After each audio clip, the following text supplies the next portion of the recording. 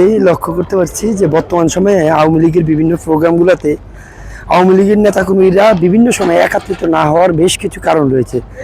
তার মধ্যে অন্যতম একটি কারণ রয়েছে, যে কারণটি হলো যে আওয়ামী লীগের নেতাকর্মীরা বর্তমানে তাদের কথা না শোনার একটাই কারণ, যে দলের যারা দায়িত্বে আছে তাদের মধ্যে যারা বিভিন্ন অনলাইন প্ল্যাটফর্মগুলো পরিচালনা করে, বেশিরভাগই হচ্ছে আগের তেলবাজ।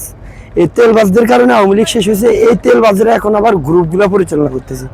যদি এই গ্রুপগুলা আওয়ামী লীগের ডেডিকেটেড পার্সন যারা, অথবা আওয়ামী লীগের ত্যাগী নেতাকর্মী যারা, তারা যদি পরিচালনা করে, যেমন এই গ্রুপগুলোতে অ্যাক্টিভিটিস বাড়বে, ঠিক তেমনি আওয়ামী লীগের বিভিন্ন প্রোগ্রামে তারা কিন্তু তাদের যে সাধারণ নেতাকর্মীরা তারা কিন্তু অ্যাক্টিভ হবে এবং দলীয় প্রোগ্রামগুলো সফলভাবে সম্পূর্ণ করতে পারবে। কিন্তু দেখা যাচ্ছে যে অনলাইন প্ল্যাটফর্মগুলো যারা পরিচালনা করে তার বেশিরভাগই হচ্ছে আগে তেলবাজ।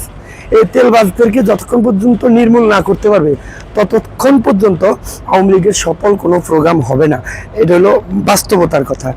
এখন আসি আরেকটা বিষয়, যে যেমন জামায়াতের একজন নেতা, নাম কি, হামজা রুস্তুম হুজুর আছে না, আমির হামজা হুজুর কইছে যে গোপালগঞ্জের নামটা পরিবর্তন করা হয়েছে, মানে বিভিন্ন উপজেলাগুলা আসনগুলা বিভিন্ন জেলার সাথে সংযুক্ত করার জন্য।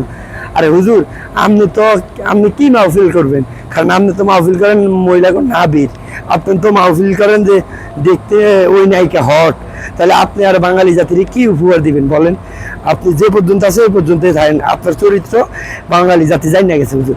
কারণ আপনি আল্লাহরে ভয় করাবেন আপনি বিভিন্ন ধর্মীয় ফতুয়া দিয়ে, কিন্তু সেই লোক যদি কন যে অমুকে দেখতে অমুক নায়িকাটা অনেক হট, তাহলে বাংলাদেশের মুসলিম সমাজ যারা আছে, সচেতন মুসলিম, তারা কিন্তু আর বোঝার বাকি নেই যে আপনি রাতের বেলা 3x দেখেন। কথাটা বুঝছেন আমি হামজা হুজুর? তাই আমি সবার কাছে একটা অনুরোধ করবো, সেই অনুরোধটা হচ্ছে আপনারা যে যার মতো করে আপনারা যদি দেখা গেছে এই টাইপের বক্তব্যগুলো দেখেন, তাহলে যে আপনারা বুঝতে পারবেন। আরেকটা জিনিস আমি আপনাদেরকে একটু শেয়ার করি, যেমন পিনাকি ভট্টাচার্য যে একটা ভিডিও বানাইছে, এই ভিডিওর পরে আমাদের বিভিন্ন নেতাকর্মীরা এই টাইপের বক্তব্যগুলো সামাজিক যোগাযোগ মাধ্যমে দেখতে পাচ্ছি। তো তার মানে কি জামায়াত কি পিনাকি দাদার কথাই চলে? আমার প্রশ্ন। হ্যাঁ, জামায়াতের মূল কন্ট্রোলদাতা তাহলে পিনাকি ভট্টাচার্য দাদা। আমি একটা বিষয় বলি আপনাদেরকে, আমরা যারা তরুণ, এই আমাদের দলে যেমন কোনো পদ পদবি নেই, আজকে কিন্তু দেশ ছাড়া, আমরা দেশের বাইরে দূরপ্রবাসে বসে হয়তো বিভিন্ন ভিডিওগুলো দেখি, দেখার পরে কিন্তু এই ভিডিওগুলো করি।